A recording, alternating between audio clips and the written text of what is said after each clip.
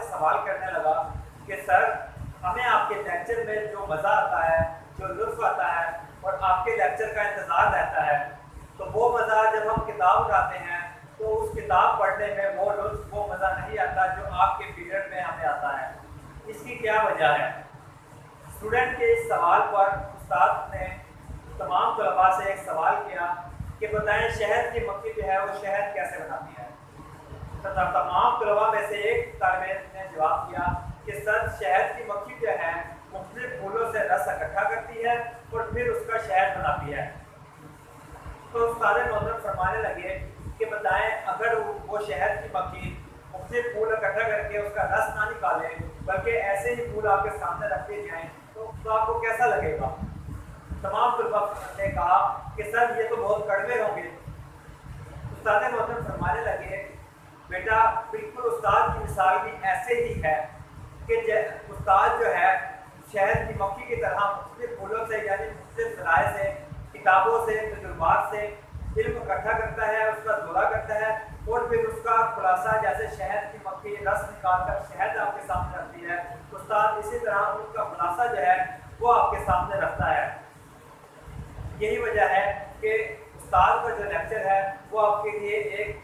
توجہ کا مرکز بن جاتا ہے اور اس میں آپ کو لطف آنے لگتا ہے بجائے کہ آپ کتاب کو پڑھیں۔ اس حکایت کا ایک پہلو یہ بھی ہو سکتا ہے کہ اگر استاد کو یہ لگتا ہے کہ اسٹوڈنٹ کو اس کی سمجھ نہیں آتی یا اسٹوڈنٹ جو ہے اس کا لیکچر توجہ سے نہیں سنتے یا اس کا جو لیکچر ہے وہ شہد کی طرح شیریں نہیں ہے، تو استاد جو ہے وہ دو غلطیاں کر رہا ہے۔ پہلی یہ کہ وہ جو ہے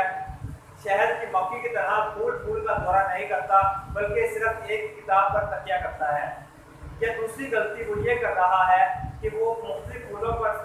جو ہے دورہ کرتا ہے لیکن شہد اس کا جو ہے رس نکالے بغیر کڑوے پھول جو ہے وہ طلباء کے آگے رکھ دیتا ہے، یعنی وہ مختلف کتابوں کا دورہ کرنے کے باوجود جیسا پڑھتا ہے ویسا ہی جو ہے طلباء کو سنا دیتا ہے، بجائے اس کے کہ اس کو چاہیے تھا کہ وہ ان کو مختلف ایکٹیویٹیز کے ذریعے ان کی ذہنی صلاحیت کو دیکھتے ہوئے ان کو وائٹ بورڈ کے ذریعے ان کو مختلف ایسی ایکٹیویٹیز کے ذریعے انگیج کرتا کہ ان میں لطف پیدا ہوتا اور وہ اس کے لیکچر کو جو ہے وہ توجہ سے سنتے تاکہ اس کا لیکچر ان کے لیے ایک شہد کی طرح شیریں بن جاتا۔ لیکن استاد کا جو شعبہ ہے وہ ایک پیغمبری شعبہ ہے اور استاد جو ہے یہ نہ صرف بچوں کے بلکہ کئی خاندانوں کا جو ہے مستقبل کا ذمہ دار ہوتا ہے۔ تو اگر استاد کے لیکچر میں ایسا مٹھاس ہوگا، ایسے اس کا شہد کی طرح شیریں ہوگا کہ طلباء جو ہے اس کو توجہ سے سنیں گے اور طلباء اس کے پیریڈ کا انتظار کریں گے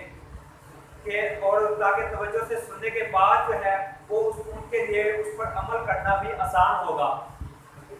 استاد کا جو کام ہے وہ شہد کی مکھی کی طرح یہ سخت اور تھکا دینے والا ہے، لیکن یاد رکھیں اس کا جو ایوارڈ ہے، اس کا جو نتیجہ ہے وہ شہد کی طرح شیریں اور لذیذ ہے۔ تو دعا ہے کہ جو لوگ اس پیغمبری شعبے سے، استاد کے شعبے سے منسلک ہے، اللہ پاک ان کو سلامت رکھے اور ان کو اپنے اس شعبے کے ساتھ صحیح طرح سے پکڑنے کی توفیق عطا فرمائے۔